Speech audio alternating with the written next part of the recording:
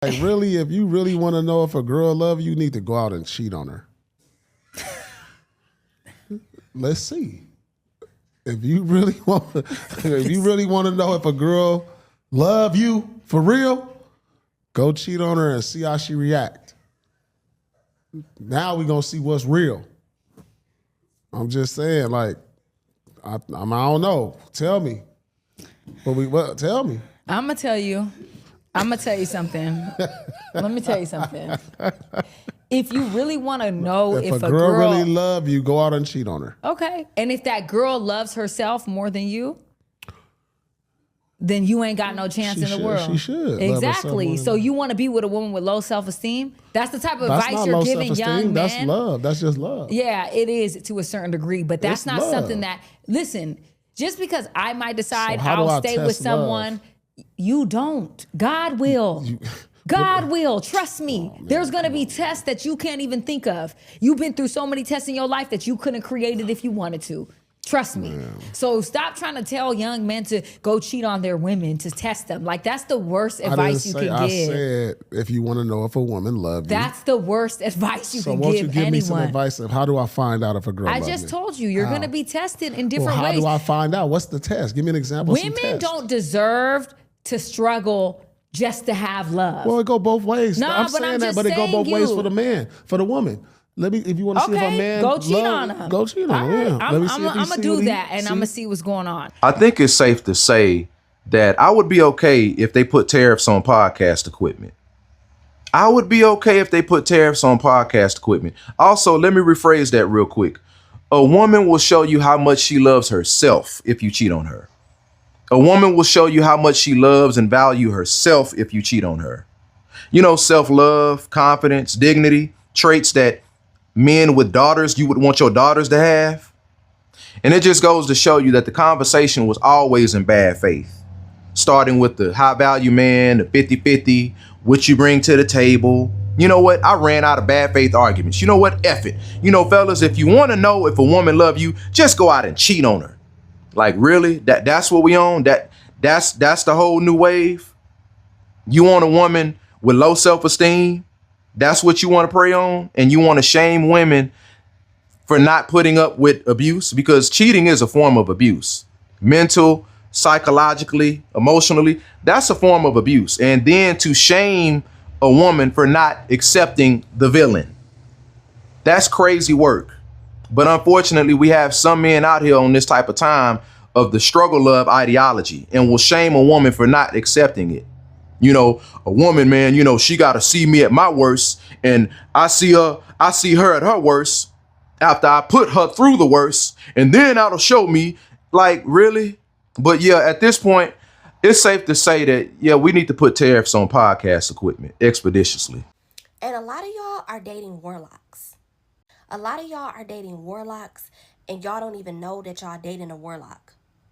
You're dating him and everything in your life is falling apart and you don't know why. It's because he's a warlock. These are some signs that the man that you're dating, the man that you're sleeping with, is a warlock, and you need to get up out of there. One, he is the energy vampire. Whenever you're around him, you feel drained. Whenever you're hanging out with him, you feel very sleepy. I remember I was dealing with the warlock. I wasn't dating him, but I was talking to him. This man would take all of my energy. He would keep me on the phone with him for hours. The longest time I sat on the phone with him was 5 hours, y'all. Who's doing that? Literally every single time we would get off the phone, he would say, "Thank you for your energy." Because he was literally sucking the energy from me. And initially I was like, oh my gosh, this man is so interested in me. He wants to just talk to me all day. No, he just wanted to learn as much information about me as possible, which leads me into sign number 2. Warlocks often do 2 different things. They mirror you and they love bomb you. Initially, they want to be around you and they want to talk to you all the time because they want to find out as much information about you as possible.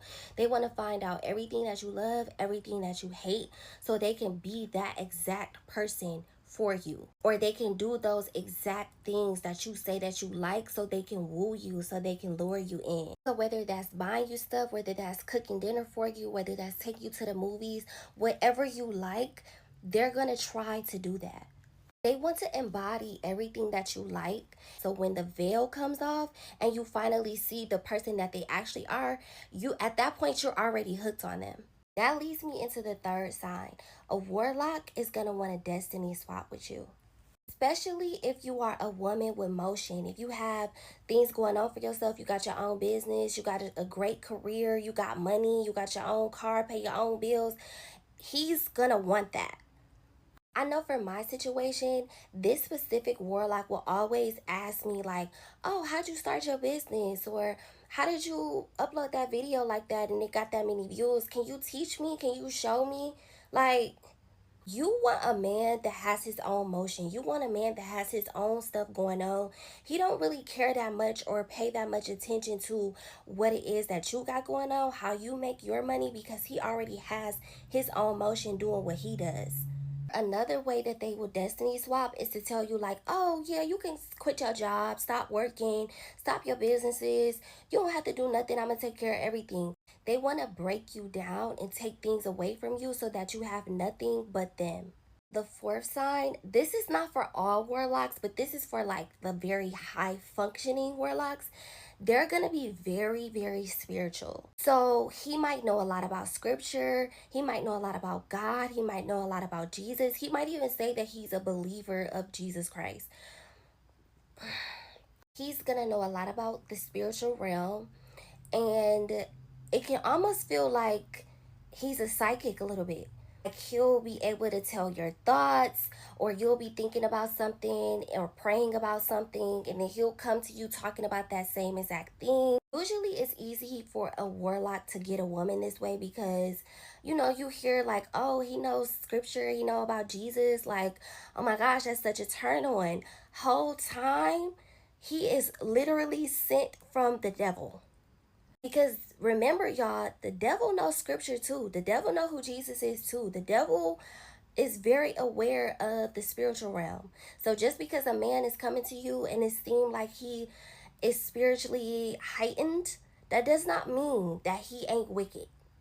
Now, the warlock that I was dealing with, he wanted to access me in the spiritual realm so bad, like to the point where he was even trying to access me in my dreams. I would have to go and tell y'all a whole nother story about that if y'all want to know, but it gets very wicked and deep.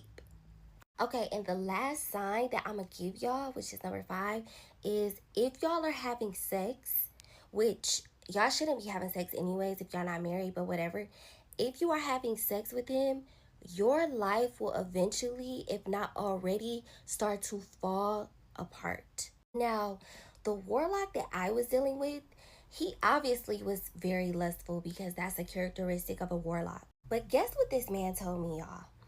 This man told me that whenever a woman has sex with him, that her life just changes for the better. Everything in her life goes up. Everything in her life just gets so much better, and that's why he's so particular in who he gives his energy to sexually, because her life is just gonna go amazing. Like, you gotta know I wasn't going for that. Like, when has a woman's life gotten better after having sex with a man? Hello? But that was his way of trying to entice me and really make me feel like, oh, okay, I need to lock this down. I need to secure this. I need to be involved intimately with him. When in reality, even though I didn't personally experience this, thank God I had enough discernment to know that that wasn't the right thing for me to do. But in reality, had I engaged with him in that way, talk about my life probably would have started crumbling in the worst way. I'm talking about my life was gonna go straight down, okay? I'll do a part 2 if you guys are interested, because I actually physically saw this person manifest and change his appearance in front of me multiple times. So if y'all want to hear that story, I'll come back and tell y'all. But if you're dealing with any of these signs with the man that you're dating, you're probably dating a warlock, sister. It's time to pray. So y'all want to know how to identify if someone that you just allowed into your life is a warlock or not. I'm about to give you the number one way you can tell if this person who has just entered your life is a warlock. After this, you don't need anything. After this, you don't need to watch another TikTok video. Don't Google another question in Google talking about, is this person a warlock? After this is your answer. And here it is. I need y'all to write this down and remember it in your heart. The number one way you will know if someone who has entered your life is a warlock or not, you will begin to lose everything. You will begin to lose things, whether it be your health, whether it be your beauty, whether it be your energy, whether it be your business that you were working on, whether it be a direction you were heading in life and now it's like you're confused, you don't know if you should do it, whether it be favor, whether it be doors that used to open for you, now they're closing in your face, whether it be blessings and things that God promised you, they begin to be held up and you're like, what's happening? What's going on? A warlock has entered your life. And let me tell you something. If it's a blessing from God, you will not get it with that person in your life. It's going to be held up if you have attached yourself to a warlock. And this is why the people that we allow in our life, it is important, especially when you are on assignment and if God has anointed you to do something specific in the earth, especially my sisters, God has anointed you to do something specific. You have a ministry or call it. You cannot just link up with anybody because the enemy is going to send people. So the number one way to know if a warlock has entered into your life, you will begin to lose things. And whether that be relationships, friendships, there will be some loss. Even if it's sleep at night, there will be loss. And remember, narcissist abuse is spiritual warfare, and I am here to help you prepare for battle. This is the difference between a warlock and a regular man. A regular man is attracted to you physically, because that's just usually in his nature. And then there's the warlock. The warlock is usually attracted to you spiritually. He sees what you have on the inside of you. And in order for him to get what he needs or he wants, he has to connect to your spirit. A regular man doesn't do that. He'll usually just ask, or women just usually offer, because that's in our nature as a woman. A warlock will usually take it by force. Excuse me. That's why usually when you get with a warlock, you lose every fucking thing. And you lose it fast. They come to kill your dreams and your purpose. They come to steal your identity. A lot of them want to be you. And they come to destroy the foundation that you've built. That's the difference between a warlock and a regular man. Go ahead and follow me because the next video I'll talk about the difference between a warlock and a narcissist. They are not the same. You know, these people be telling you who they are, and I be telling you, like, they never leave home without the witchcrafts in the first place. They gonna have some form of symbolism or something, some type of tattoo or something on their person to let you know that they are indeed a dog, okay? They're gonna let you know, and it's your job to discern. It's your job to discern. And when you do, all the times when you discerning that people are dogs or that they're wicked and evil, witches and warlocks and stuff like that, it's not all the time for you to just come out and say it, or just come out and, you know, oh, I'm finna expose them, especially depending on the setting that you're in. And I learned this in the work setting. Some things are FYI, okay? It's for your information, okay? And it just lets you know how to operate around this person, how to handle yourself around this person, not to trust this person. Excuse me. Because let me tell you, long before you ever even discern what these dogs was doing, before you even got there, they've already did their due diligence on manipulating everybody around them, and that whatever surrounding it could be in the workplace. We're just gonna stick to workplace for now. They've already did their homework on building that fake persona with people and making people think that they are a good person. So whenever or whoever try to come up to expose them in the first place, nobody will believe you. Nobody will believe that this good, quote unquote, good person would do a thing like that to you or say a thing like that to you, you know. And this is something, a pattern that I've noticed with these dogs that they love to do, y'all. They love to do this, is fool people. In families too, especially in families. Oh, when I tell you, let me tell you something, when the Lord reveal things to you, baby, when he open your eyes to see, it don't turn off.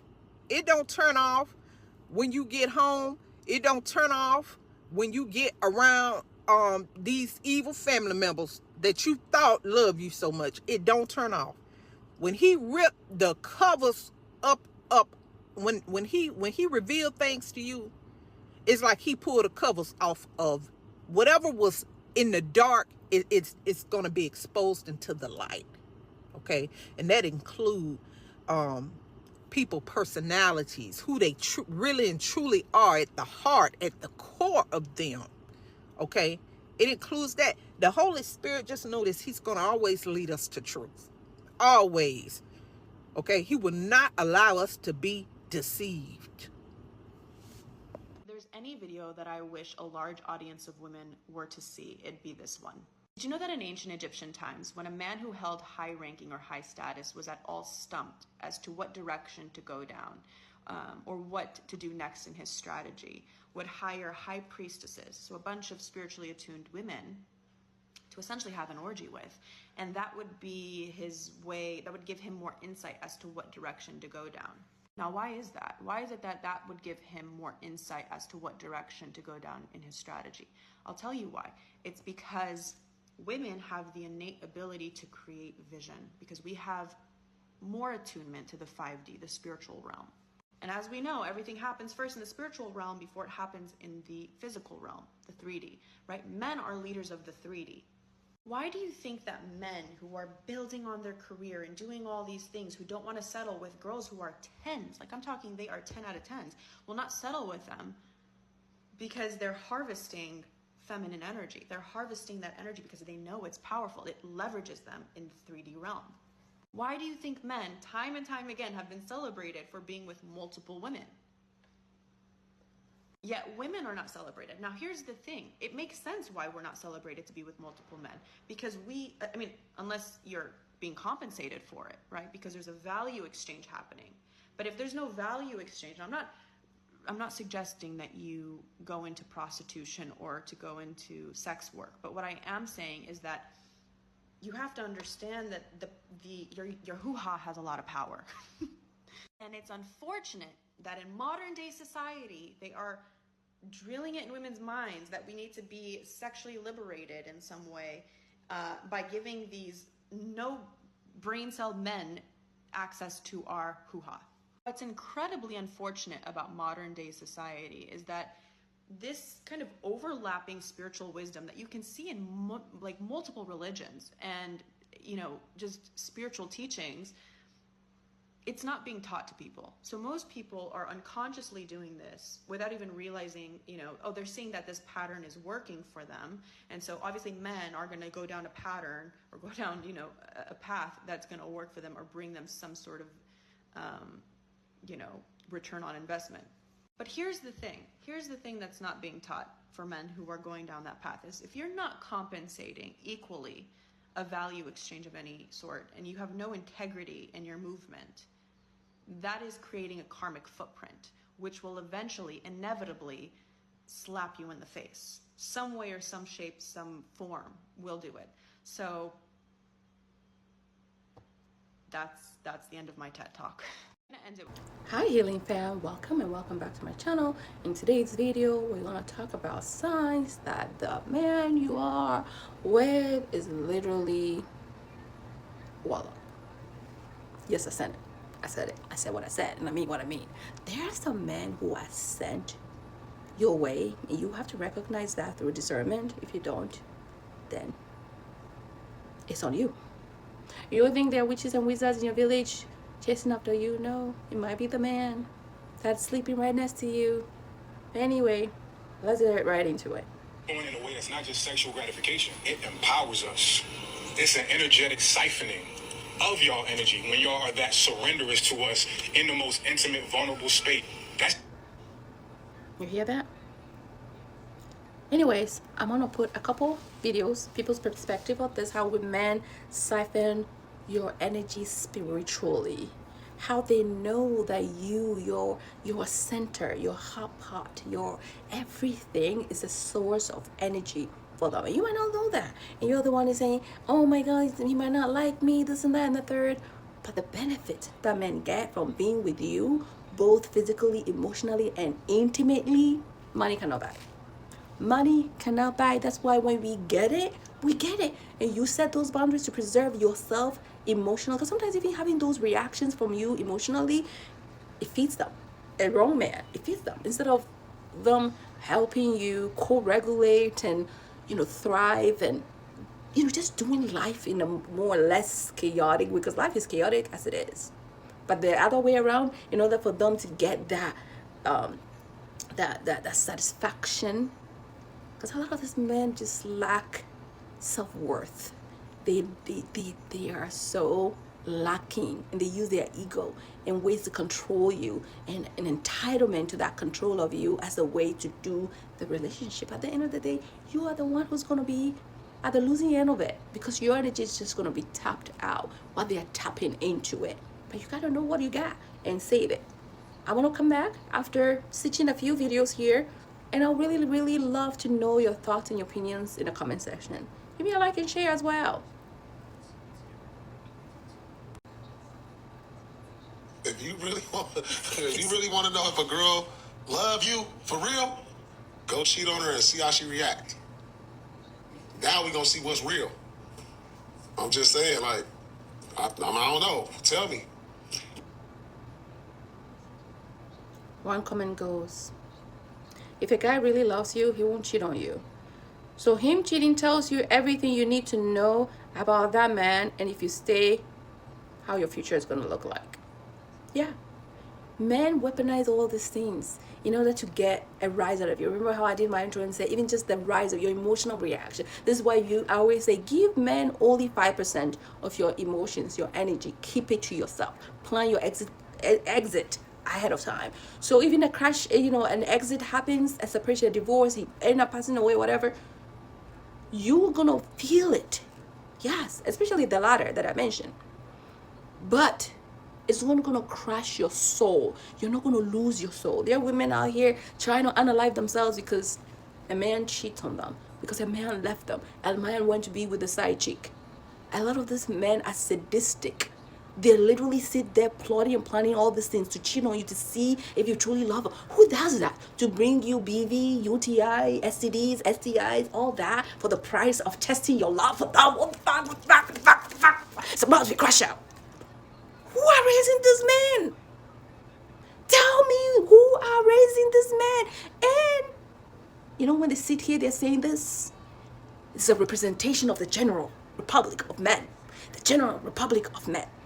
He's saying the quiet shh. The one that they share when they're drinking their beers among the bros. He's saying it out loud. So clock it. That's how most men think. When I say becoming single has opened my eyes to a whole plethora of mindset. When I sit there at dinner with this man, oh no. Don't be in my video like that with your shit. That y'all dating a warlock. You're dating him and everything in your life is falling apart and you don't know why. It's because he's a warlock. These are some signs that the man that you're dating, the man that you're sleeping with, is a warlock, and you need to get up out of there. One, he is the energy vampire. Whenever you're around him, you feel drained. Whenever you're hanging out with him, you feel very sleepy. I remember I was dealing with a warlock. I wasn't dating him, but I was talking to him. This man would take all of my energy. He would keep me on the phone with him for hours. The longest time I sat on the phone with him was 5 hours, y'all. First of all, I wanted to say that this is why, as women, it's so important for you to define things, to have requirements, to have such self-worth. Why are you on the phone with someone for 4 or 5 hours? Damn! I don't even like being on the phone, first of all. My phone is always on D&D, by the way. Call me, you're not going to reach me. You're going to plan the date. You're going to take me out. You send me a car, pick me up, or I drive myself, depending on how crazy I think you are. Spending 2 hours max at the date. 1.5, maybe 2 hours. Clock it. I'm gone. I have things to do. On the phone, you get me on there, 15, max 20, maybe 30 minutes. I gotta go. Bye. Got things to do. Why are you gonna be on the phone? That's 5 hours can make money. Girl, what's wrong with you? He's a warlock, but you have weak boundaries. Who's doing that? Literally every single time we would get off the phone, he would say, thank you for your energy. Because he was literally sucking the energy from me. And initially I was like, oh my gosh, this man is so interested in me. He wants to just talk to me all day. No, he just wanted to learn as much information about me as possible, which leads me into side number 2. Warlocks often do 2 different things. They mirror you and they love bomb you. Initially, they want to be around you and they want to talk to you all the time because they want to find out as much information about you as possible. They want to find out everything that you... You do not tell man that you're dating or even with or even married about your past. I learned that the hard way. That's why I always say keep 95% of things of yourself to you. Go talk to your therapist. Go lay on the couch, talk everything. You signed that contract. She's not gonna tell nobody your business. Tell it all. Tell it all. Or you open your journal and or talk to God too. All those 3 things. I say your journal. Make sure it's locked. If it's really full of all your dark thoughts, okay, put a lock on it. Go to your therapist and go to God or whatever you believe in. 95%, only that 45%, the nice and all. My ex treated me like a princess. Oh my goodness. We just didn't work out. We just grew apart. Ooh. See that? That's how you do it. Copy and paste. It was really good. So he knows you're not vulnerable. Even if you're vulnerable, go tell your therapist. A comment says, this is real. This warlock was a narcissist and love bombed me. We were walking down the street and he says, let's go into Tiffany's. Second week dating, he bought me a bracelet, a necklace, engraved. Third month proposed. The mask slipped right off and he siphoned my energy. They start looking back. Listen, you gotta clock it. That's why you need to pour into yourself. You have to recognize patterns. You have to set boundaries. It's a whole different thing when you're dealing with men. You might tell them in warlock, narcissist, but what are you doing about it? You have agency. Let me know your thoughts and opinions in the comment section when it comes to softening your energy, being a warlock, and not divulging everything and cheating, all of this messy tea. Here's 5 signs that the man in your life might be a warlock, which is the male version of a witch. Sign number 1, he comes into your life when you are getting close to God or you make the decision that you're going to get close to God. And that's usually because they want to show up as if God sent them. Number 2, they always come when you decide, okay, I'm not going to have sex. I'm going to be celibate. I'm going to be on my purity journey. That's when they always come in. Number 3, when you meet them, they immediately start love bombing you. And I'm talking about dropping money on you, taking you to the finest restaurants, doing all these things. Like as women, we want those things because that's how we deserve to be treated. But recognize that when somebody comes in off the gate doing those things without even knowing you, it's a love bombing tactic. Number 4, they cause you to question the things that God called you to let go of. So if God called you to stop having sex, if God called you to stop drinking, if he called you to stop going out to the clubs and stuff, these people will cause you to question those things that God called you to stop doing. Like they'll make little subtle things like, is that really a sin though? Like, is that really bad though? Like that ain't a bad thing though. And then you'll slowly start to catch yourself doing those things that God already delivered you from. And then number 5, you start experiencing delays in your life. You start experiencing delays, setbacks, and you could even start to experience death and friends and family around you. And in those times, those people will always be around because they show up like the comfort, but then they show up like the support, but really they're your attacker. So be mindful. As I was growing up in the streets, I got introduced with 21 divisions. 21 divisions is starting off with Dominican voodoo. I went into a gathering, like a house. And then when I walked into the house, I thought it was just a regular, like, you know, gathering, partying and stuff like that. And when I went into there, they were doing spiritual sacrifices, rituals, and stuff like that. They all started with a gathering in a circle, doing prayers, trying to bring the spirits up. And I was intrigued. I was like, wow, this is like so dope. Like I never saw this in my life. And and you could see, spirits going into people, and they will start manifesting. And if you don't know what manifestation means, is when a spirit comes inside of you and it starts becoming that person. The spirit becomes them, and they start doing rituals, smoking cigars, drinking, talking about your life and who you are in life. And there was one spirit that came towards me, and he says, "You don't know who you are." He says, "You're very powerful, and we could use you." And I said, I was intrigued by that. I was like, yeah, I want that power. I want that. I want that fame. I want the money. I want the riches, because I just came from getting released from baseball, and I lost everything. I pretty much lost everything. So I wanted the fame. I wanted the money. I wanted the lights. So they said, okay, we're going to start doing these rituals with you. You start getting baptized, start doing the perfumes.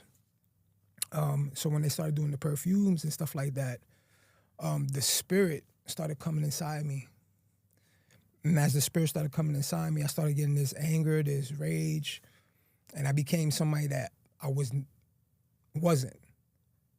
at all. When I was growing up, I was raised by my mother. I was raised by my sister.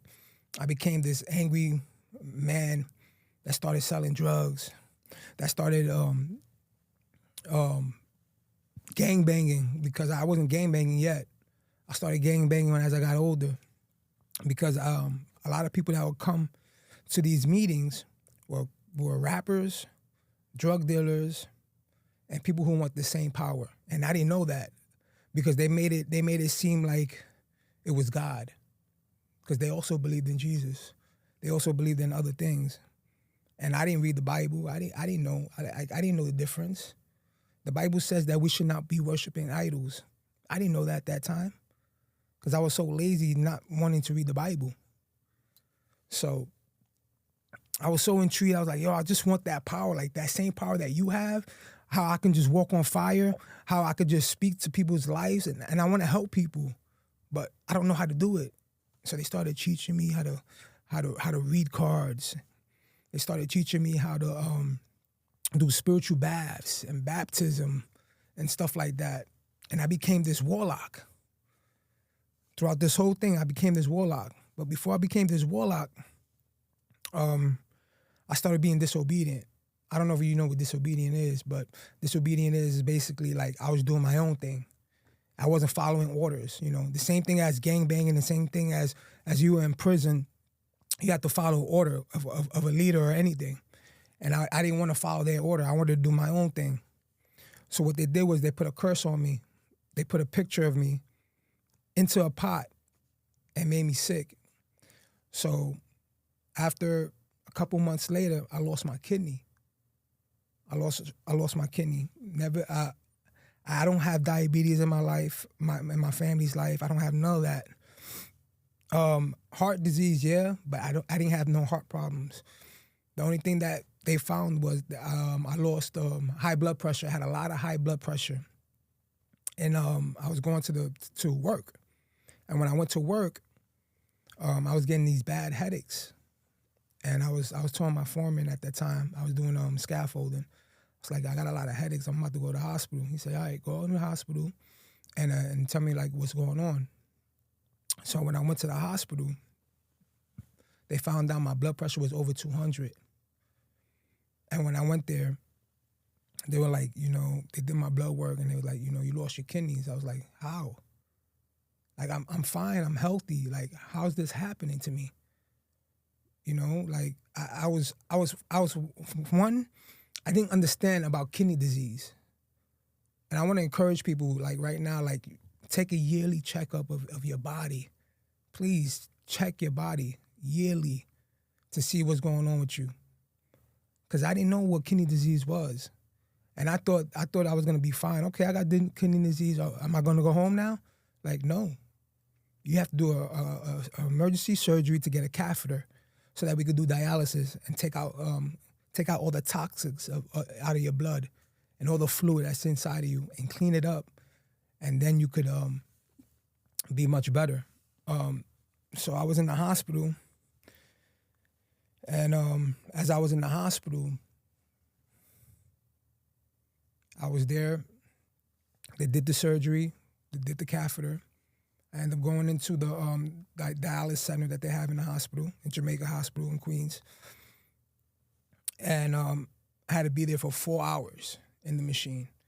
Within that 4 hours, my blood pressure dropped from 200 all the way down to 64. And when it went down to 64, I caught a cardiac arrest and I died. I went black.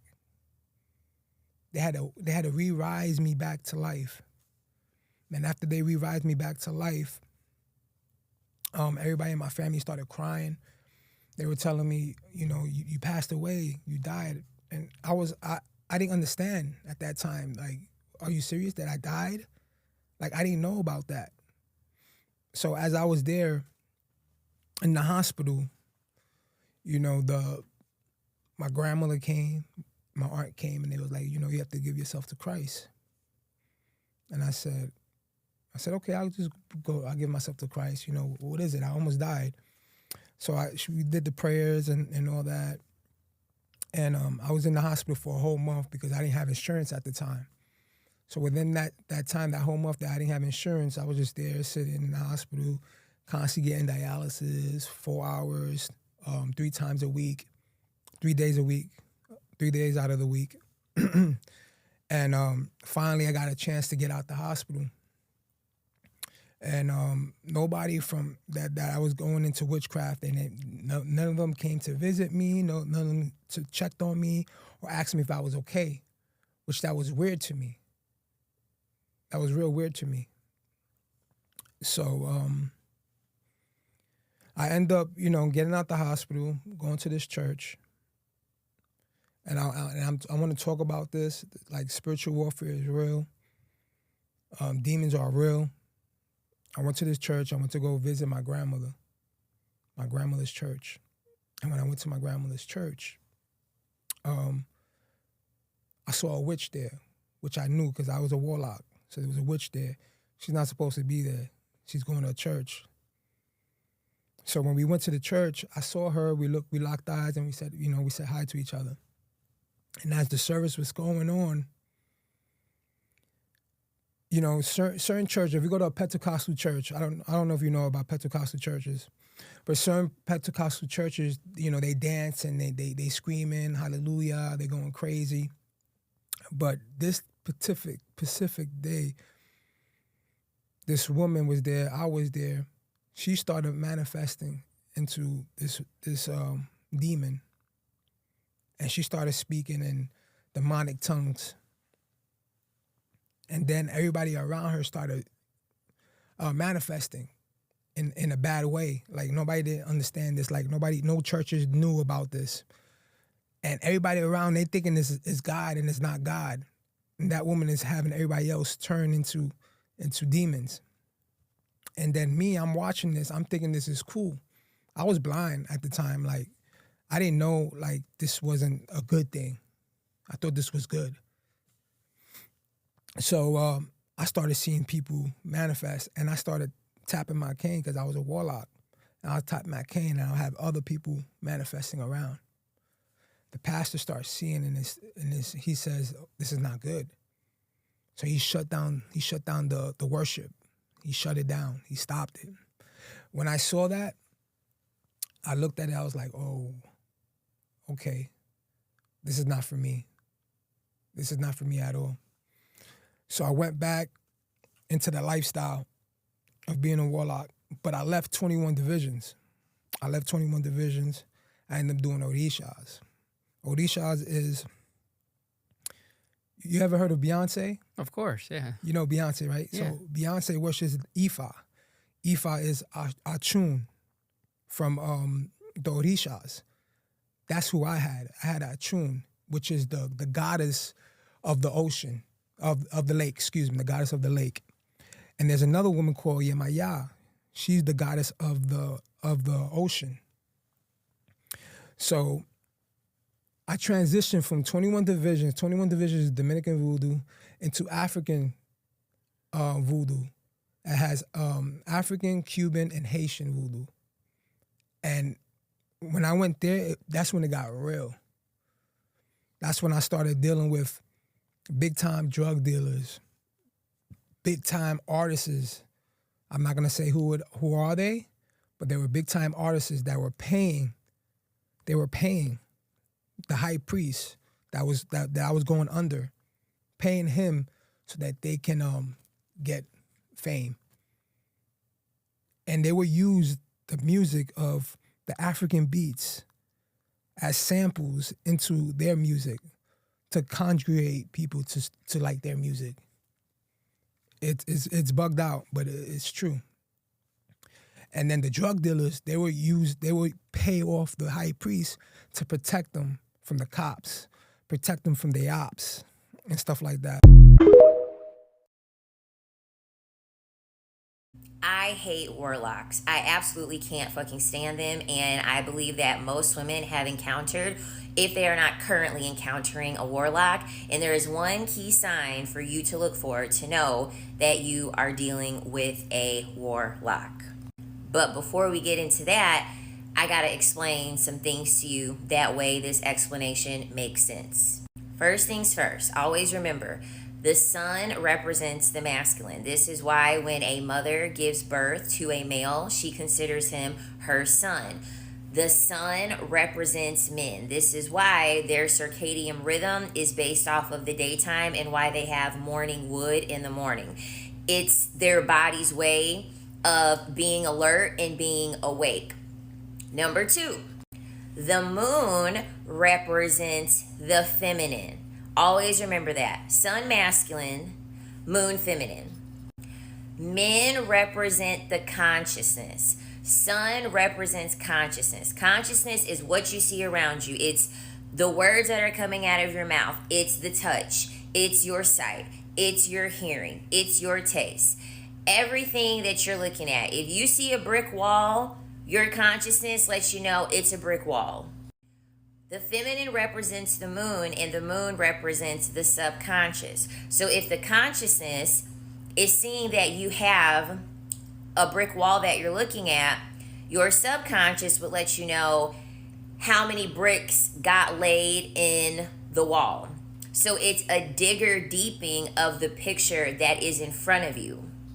When you are sleeping, you are tapping into your subconscious through your dreams.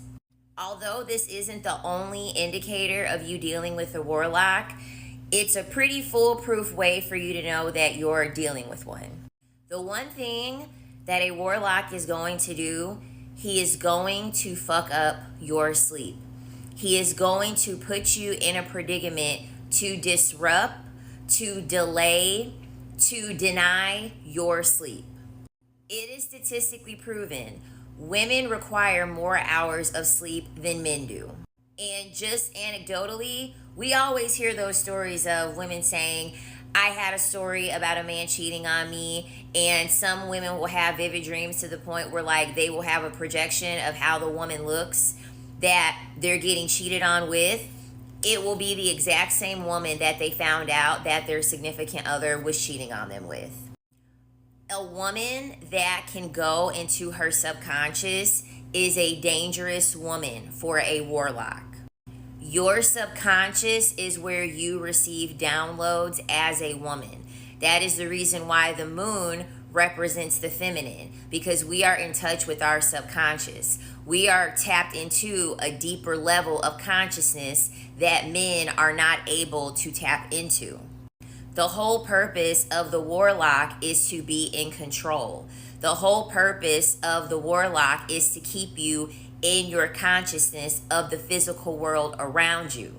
So he will paint a reality through manipulating, through gaslighting, through multiple tactics to paint your world in the physical world in a way in which you normalize it. You cannot question if a warlock is doing this to you when you cannot receive downloads through your sleep.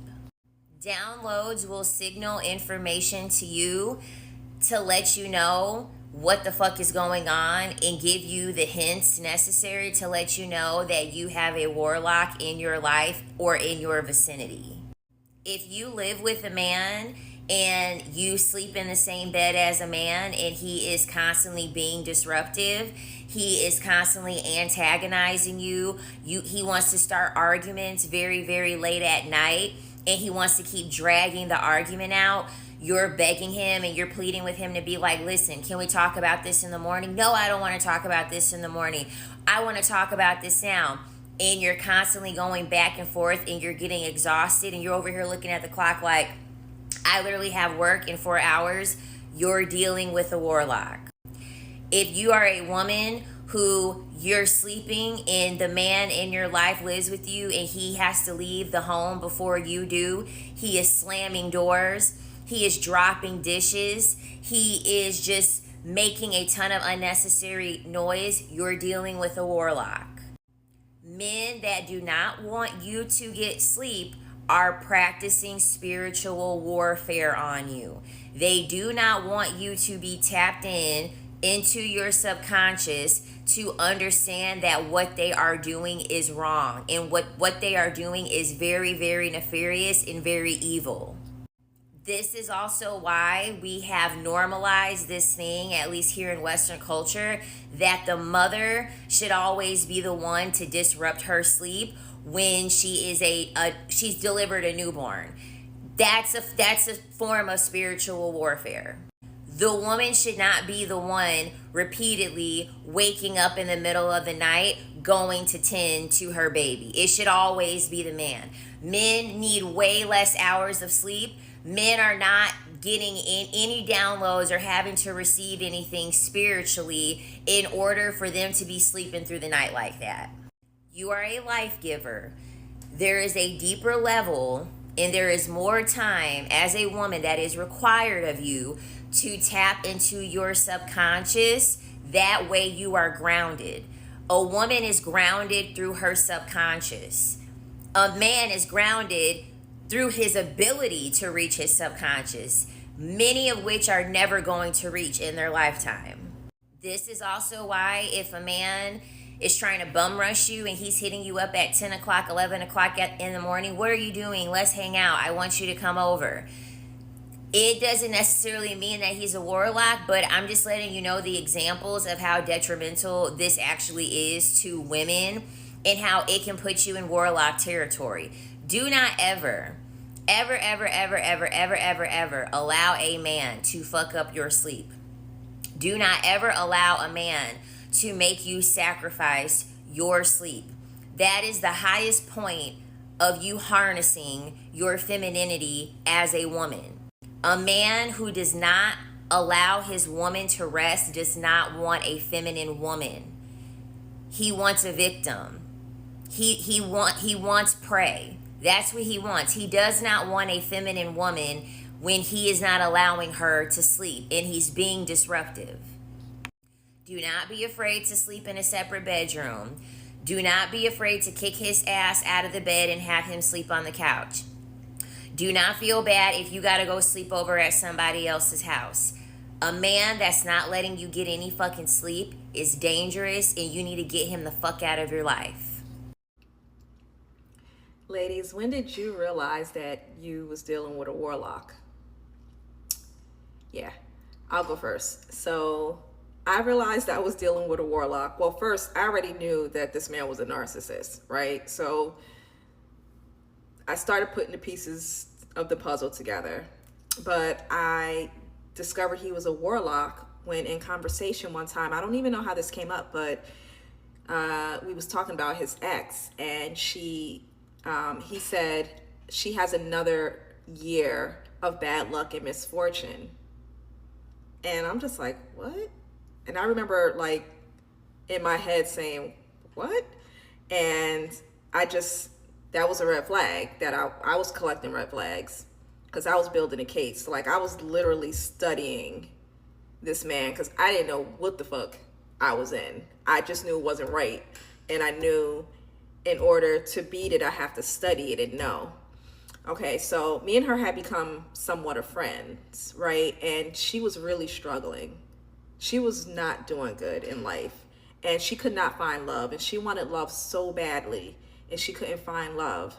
And I'm just like, damn, that motherfucker really did spell work on her, for her not to be happy, not to be successful, not to find love. And I just remember thinking, like, that's so fucked up. And I felt sorry for her. But see, she had figured him out, but not like I figured him out. So some of the stuff, when we started sharing information and I started sharing with her my thoughts, she couldn't believe what I was saying, because yeah, you seen a demon, you saw the monster, like, and she had it 3 times as bad as I did. Like, he was terrible to her. Terrible. Like, he dehumanized her. He put her in a fucking dog cage. And I just couldn't understand, like, why she was still friends with him. And then, of course, I'm like, yeah, spell work. You know, because they got to keep their victims close, because they don't want their victims talking about the abuse that they endured. But she did share a lot with me. And I remember telling her, like, yeah, he did a love spell on me. And this is the first thing I knew. And I knew this pretty early on in our relationship. Like, it was an intuitive nudge. Like, I told 3 people this, seriously but jokingly. Like, yeah, I think that nigga put a love spell on me. Because I'm telling y'all, like, I lost the earring at his house. When I got my earring back, I was in love. In love. Before that, it was just like, he was cool and we had good conversations, but something wasn't clicking for me. But after I got that motherfucking earring back, bitch, I wanted to be in that nigga's skin. And I was never that type of woman. I was never the clingy, like, I wasn't like that. I was a nigga. Like, I was living in my masculine energy when I met him. So it was very odd that I was so drawn to him, and I knew it wasn't natural. Even though I wasn't trusting my intuition, but I kind of knew. And when I would tell people that, they're like, girl, you crazy. Turns out I wasn't crazy. That nigga's a warlock. But yeah, so then another time he said to me, and he said this to me 3 different times about 3 different friends, bros. He was like, yeah, I got more control over that nigga life than he do. And I remember thinking, like, this nigga think he God. And I ain't gonna lie, that scared me. When he said that to me, that scared me, because I'm just like, why does this motherfucker think he has so much power? And he used to say to me, I believe in something he never said he believed in God. He said he believed in a higher power of some sort. It was weird. It was weird. And another way you know that you're dealing with a warlock is when you start to feel drained. You start to feel depleted. Warlocks are excellent energy manipulators, and they love destiny swapping. So a warlock will come into your life, steal your light, siphon your energy, and manifest a better life for themselves. And while their life is getting better, your life is going to start to go down a drain. So they'll manifest a bomb-ass life off of your energy while you're feeling stuck, confused. This motherfucker started looking better. Yeah. It's like one day I woke up and he was fine as fuck. And not saying that he was ever bad looking, but at one point in our relationship, when I was at my lowest, feeling like shit, I felt ugly. I went into that relationship with all the confidence, knowing I was the baddest bitch ever. In the middle of the relationship, I felt ugly. And this motherfucker was fine as fuck all of a sudden. Yo, the shit's serious. This shit is serious. But ladies, y'all gotta be careful. You gotta be careful, because they know how to manipulate energy. They know a lot about fucking energy. They really do. And yeah, so let me know when you knew that you was dealing with a warlock. My beautiful friend said, what makes you think he was a warlock? Honestly, it took for me to look back over the whole marriage. It took me to look back over everything. Everything. So when I was in the situation, everything felt like it was God. Honestly, it did. But that was my immaturity in my walk with Christ. But I can give you some instances. So I'll never forget his mom telling me a story about how when he was a child, his mom used to get into a bunch of trouble. And she basically went to him and asked him what was going to happen. He was able to tell her every single thing that happened that was going to happen in the courtroom. And it went exactly like that. Now, the immature me was like, oh my gosh, he's anointed. He's a man of God. But no. I honestly feel like he had to be dedicated, or I feel like he was given over at a young age. I'm going to put it like that. Not only that, but there was a time where he was driving and I was on the phone with him. He got pulled over and the police let him go because he had a Freemasonry little sign and sticker on the car. If you don't know, Freemasonry is a form of witchcraft. Got heavy witches in that. But his entire bloodline is full of witches and warlocks. And I'll never forget, he ended up mentioning how his mama was into witchcraft. Now, to this day, his mom would deny it. She would say that she's not. But I'm going to tell you this. My business has not taken off, and I remember her and one of the other brothers stole some of my products off of my shelf that I used to make. And now his mom sells the same type of hair oils that I sold. Not only that, but I'll never forget, going back to the other story, but I'll never forget sitting in the bed and the brother that's right up under him, they was on the phone. And my ex-husband was like, you remember when Mom used to da-da-da-da-da-da-da with this? They talking about doing witchcraft practices. His brother was like, yeah, bro, I still be doing that. His brother was saying like, yeah, I still be doing that. That's when the light bulb clicked, because I didn't know, and I was very spiritually immature at the time. Now, I did leave him. I promise you, within me finding out his mama doing witchcraft, I left within 1 month. But there were so many things that just made me feel so uncomfortable, along with when I'm praying, this nigga know my prayers. Like, how do you know my prayers? I don't live with you. And that's another thing I want to debunk. People are like, oh, he bugged your phone. Oh, he bugged your house. Y'all, I moved to a whole nother state. And like I said, I'm praying prayers out to God, pleading with God. And somehow he's calling me 5 minutes after talking about don't leave me. After I begged God to leave, like I want to leave him. Y'all don't understand it. But yeah, that's why I think he's a warlock. I think he's a warlock because he's actually a warlock. He's actually a witch. And he's very manipulative, very conniving, a liar, a thief. He's all of those things. And I just didn't know. I was so blind. It's my fault, but I was blind at the time. I swear I was so blind and naive. And yeah. Let me tell you something about made men. Made men do not marry based on love. Love is not a factor in the limerential equation they use when selecting a mate during mate selection. A made man has to know that his woman knows that, like Fantasia said, he is the head and she is the neck. The woman is the neck and the man is the head.